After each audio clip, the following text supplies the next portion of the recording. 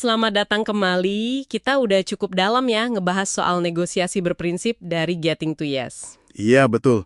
Udah lumayan kita kupas tuntas metode-metodenya. Nah, kali ini kita mau fokus ke bagian akhirnya nih. Kesimpulan sama jawaban buat pertanyaan-pertanyaan yang biasanya muncul gitu setelah kita belajar ini semua. Langsung dari sumber yang Anda bagiin kemarin. Sip, tujuannya biar lebih mantep ya. Biar nggak cuma teori, tapi bener-bener bisa Anda pakai nantinya. Betul banget, biar keraguan-keraguan praktisnya itu bisa terjawab gitu. Karena ini kan skill ya, keterampilan, bukan cuma pengetahuan. Oke deh, kita mulai dari kesimpulan utamanya dulu ya. Ada satu poin menarik di situ, bahwa banyak ide ini tuh sebenarnya kayak akal sehat aja gitu. Sesuatu yang mungkin Anda udah ngeh sebenarnya. Ha-ha. Tapi ya itu, ditekankan juga kan, baca doang tuh nggak cukup ya. Yang digarisbawahi banget di bagian akhir itu, ubah pola pikir. Ubah pola pikir, maksudnya gimana tuh? Dari yang tadinya mikir, siapa menang nih? Jadi mikir gimana caranya kita bisa nemuin cara negosiasi yang lebih baik bareng-bareng. Oke. Jadi fokusnya ke proses yang lebih baik ya. Ya, kemenangan sejati itu ya kesepakatan yang bijaksana, yang efisien, terus hubungannya juga tetap baik. Itu intinya lah. Saya suka tuh penekanan cara yang lebih baik. Nah, ngomongin praktek nih, setelah paham dasarnya, seringkali kan kita, mungkin Anda juga, nemuin rintangan ya. Kita coba bedah beberapa yang paling umum yuk dari materi yang ada. Boleh-boleh. Misalnya nih, situasi klasik. Gimana kalau pihak lain tuh kayaknya nggak rasional gitu, atau standar adilnya beda banget sama kita? Nah, ini dia nih. Sering banget kejadian kan?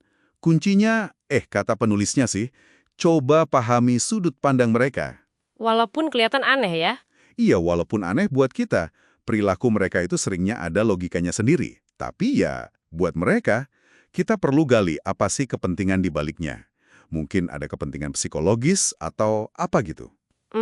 Jadi kayak detektif psikologis sedikit ya kita? Bisa dibilang gitu.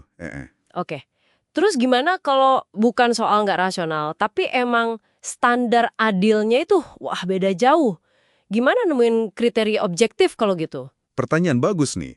Paham sudut pandang mereka itu bukan berarti kita setuju sama standar mereka kan? Iya juga ya. Nah, disinilah pentingnya misahin orang dari masalah. Terus fokus ke kriteria objektif yang independen, nggak tergantung kemauan si A atau si B. Contohnya kayak gimana tuh kriteria independen? Ya bisa standar pasar, aturan hukum yang berlaku, atau mungkin preseden kasus serupa, data ilmiah. Pokoknya sesuatu di luar kemauan kita berdua. Jadi geser diskusinya dari adil menurut siapa ke standar luar apa nih yang relevan. Oke, paham. Itu ngejelasin soal kriteria objektif. Terus isu lain yang sering muncul, kekuasaan, power. Kadang kita merasa posisi tawar kita lebih lemah nih. Gimana dong? Nah, ini nih, salah satu insight paling kuat dari buku ini menurut saya. Kekuatan negosiasi Anda itu nggak melulu soal duit atau jabatan loh. Oh ya, terus apa dong? Kekuatan terbesar Anda itu ada di BETNA. Best Alternative to a Negotiated Agreement. Betna, alternatif terbaik kalau negosiasi gagal ya.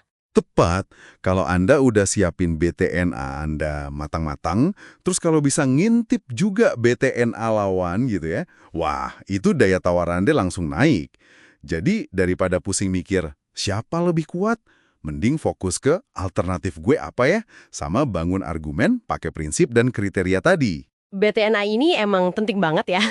Oke, pertanyaan praktis lainnya nih.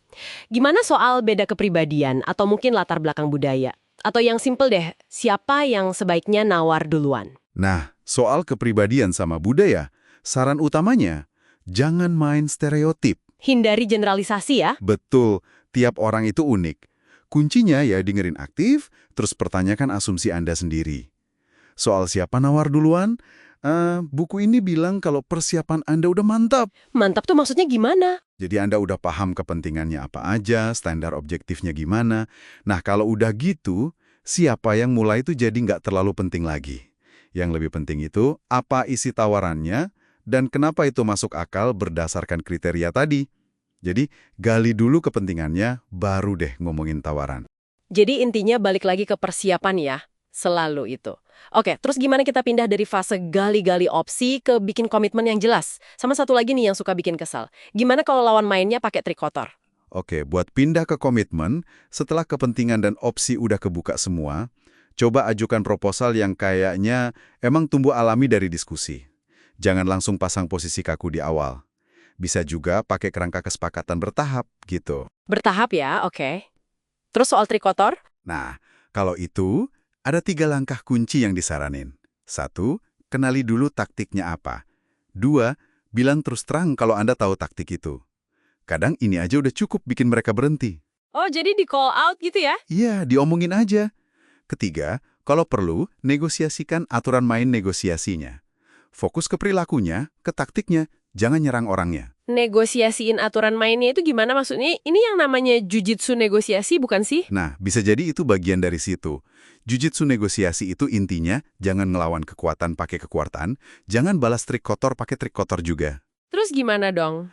Alih-alih kita dorong balik serangan mereka, misalnya mereka nekan atau ngancem, kita justru kayak narik mereka buat bahas prinsip di balik serangan itu. Arahin lagi fokusnya ke substansi, kepentingan, opsi, kriteria objektif. Caranya? Pakai pertanyaan aja. Dasar pemikirannya apa ya kok ngusulin gitu? Atau kadang diam aja sebentar. Itu bisa bikin mereka mikir ulang. Pokoknya, pegang teguh prinsip, bahkan pas lagi bahas cara mainnya. Paham, paham. Jadi energinya dialihkan balik ke prinsip ya? Keren juga. Oke, jadi kalau kita tarik benang merahnya lagi nih, intinya benar-benar di persiapan matang, fokus ke kepentingan, bukan posisi, cari dan pakai standar objektif, terus selalu inget batna kita. Ini kayak ngubah cara main negosiasinya ya? Persis. Tujuannya kan hasil yang bijaksana, efisien, dan kalau bisa hubungannya malah jadi lebih baik. Kekuatan itu datangnya dari persiapan, pemahaman, sama konsisten pakai prinsip-prinsip ini. Sip, jelas banget rangkumannya. Nah, sebagai penutup nih, mungkin ada satu hal yang bisa Anda coba renungkan. Apa tuh? Gimana kalau Anda mulai nih, secara sadar coba terapin prinsip-prinsip ini? Misahin orang dari masalah, fokus kepentingan, bikin opsi bareng, pakai kriteria objektif, tapi di interaksi sehari-hari Anda. Maksudnya di luar negosiasi formal gitu ya? Iya, pas ngobrol biasa. Pas ada beda pendapat kecil sama teman atau keluarga. Kira-kira perubahan apa yang bahkan Anda lihat di cara Anda nyelesain masalah atau bangun hubungan sama orang lain? Coba direnungin aja.